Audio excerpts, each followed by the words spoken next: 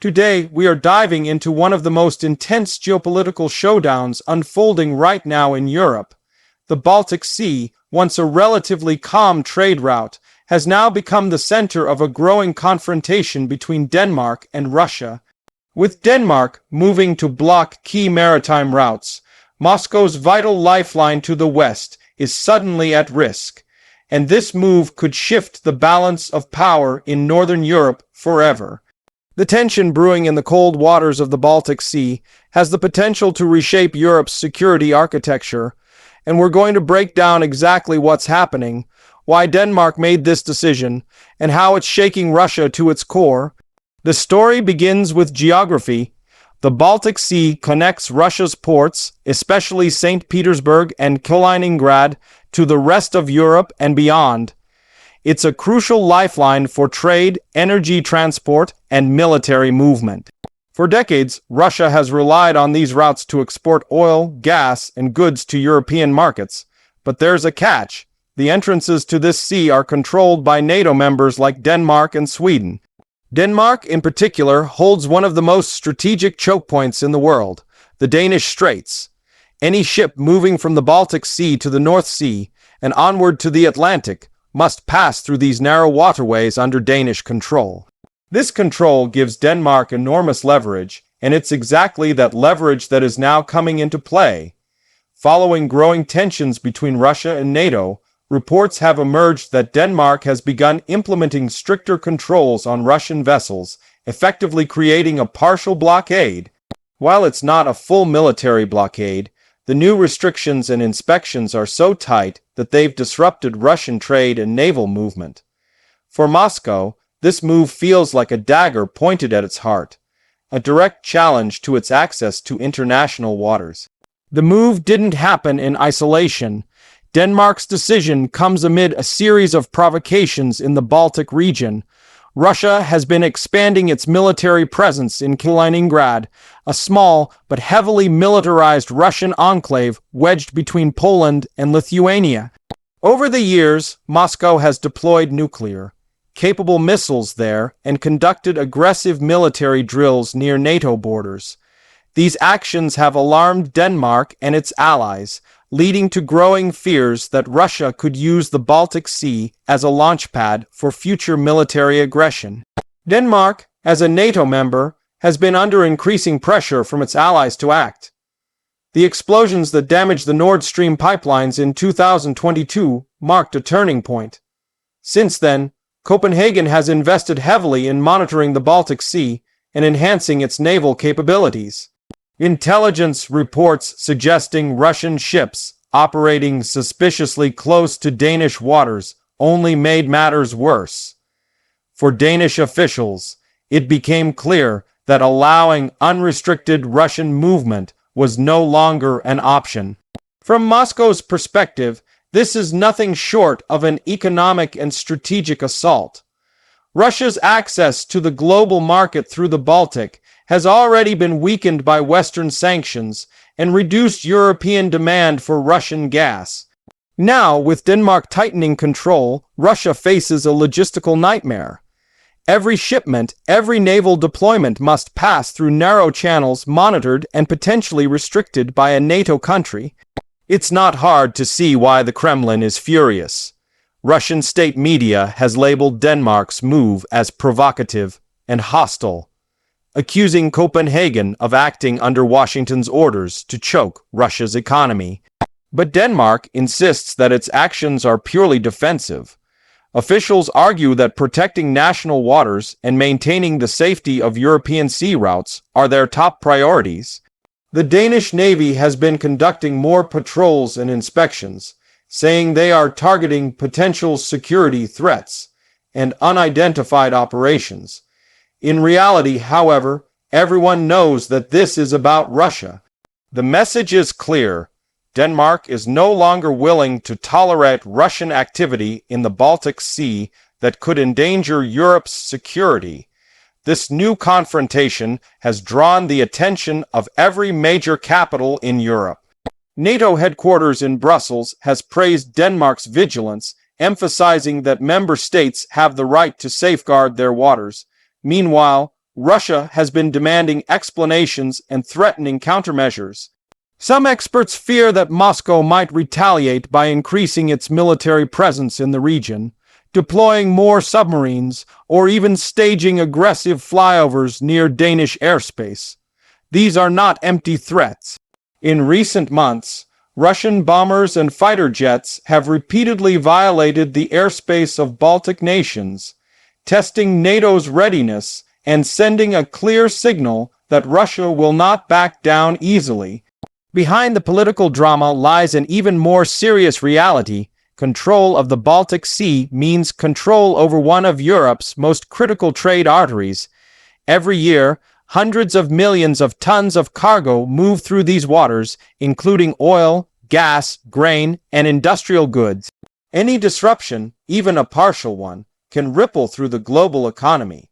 Already, shipping companies are reporting delays and reroutes. Insurance costs for ships traveling near the Danish Straits have started to rise. For European importers and exporters, the blockade could translate into higher prices and logistical headaches. What's fascinating is how Denmark, a relatively small nation, has managed to put Russia in such a difficult position. With a strong navy and strategic alliances, Copenhagen is leveraging geography as its greatest weapon.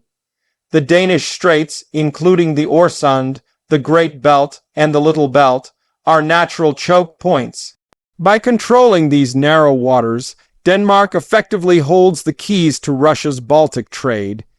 Even without firing a single shot, this move sends a message to Moscow. Your power in the Baltic is not unlimited.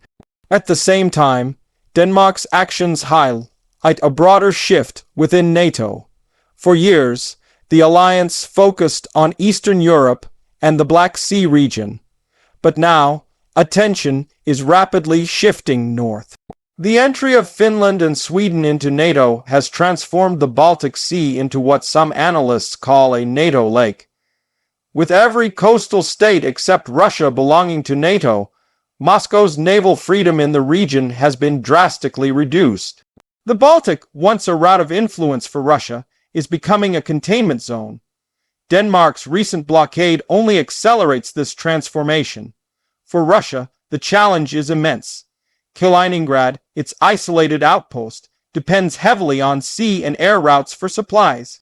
If those routes are restricted, Kaliningrad could become effectively cut off. This scenario terrifies the Kremlin. Losing easy access to its own enclave would not only be a logistical failure, but also a symbolic blow to its image of strength. Russian analysts are already warning that if Denmark continues down this path, Moscow might consider unpredictable measures to secure its access.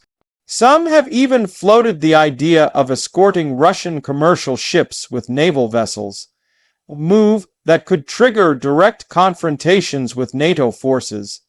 Meanwhile, Denmark has remained calm and calculated. The Danish government understands the risks, but also knows that its actions have strong backing from allies like the United States and the United Kingdom. These countries see Denmark's blockade as a critical step in limiting Russia's influence in Northern Europe. Behind the scenes, Western intelligence agencies are closely coordinating with Danish naval forces, sharing satellite data and surveillance information to monitor Russian movements. The Baltic has become one of the most watched regions on Earth. Public opinion in Denmark appears largely supportive of the government's stance. Many Danes see Russia's aggression in Ukraine and its activities in the Baltic as direct threats to European peace. The blockade is viewed not as an act of hostility, but as a necessary defense of democratic Europe. However, some critics warn that tightening the noose around Russia could backfire. A cornered Russia, they argue, is a dangerous one. Moscow might escalate tensions or use hybrid tactics like cyber attacks, disinformation, or energy blackmail to retaliate. The energy aspect is crucial here. Russia has long used energy exports as a political weapon. Even after the Nord Stream pipeline explosions, Moscow has sought alternative routes to deliver gas and oil to European markets. The Baltic Sea plays a key role in those operations. By making Russian shipping more difficult, Denmark indirectly targets Moscow's economic stability. This isn't just about ships, it's about money, influence, and survival. Internationally, reactions have been mixed. Baltic states like Lithuania and Estonia have praised Denmark for taking a firm stand. Germany, on the other hand, has been more cautious, urging restraint to avoid provoking a direct military clash. Yet, the reality is that the balance of power in the Baltic has already shifted. The combination of NATO's northern expansion, Denmark's assertiveness, and Russia's isolation means the region is entering a new era of confrontation. For Russia, the options are shrinking. Its navy, while still powerful, faces logistical barriers that limit its effectiveness in the Baltic. Its trade is vulnerable to Western control, and its political leverage in Europe is weaker than ever. The blockade, even if partial, symbolizes Russia's declining influence in a region it once dominated. For Denmark, this is a moment of newfound strength. A small country standing firm against a global power and defending the principles of sovereignty and security. But the stakes are enormous. One misstep, one miscalculation in these narrow waters could lead to a dangerous escalation. The Baltic Sea is now brimming with naval patrols, submarines, and surveillance drones. The risk of an accidental confrontation has never been higher. A minor incident, a ship collision, a warning shot, a misinterpreted radar signal, could spiral into a broader crisis. NATO knows this, and so does Russia. Both sides are walking a fine line between deterrence and disaster. As winter approaches, the situation could become even more volatile. Harsh weather, dark skies, and shorter days make naval operations more difficult and increase the chances of miscommunication. Analysts warn that the coming months will test not only Denmark's resolve, but also NATO's unity. Will the alliance stand firm if Russia decides to push back more aggressively? Will European nations continue supporting actions that risk further escalation?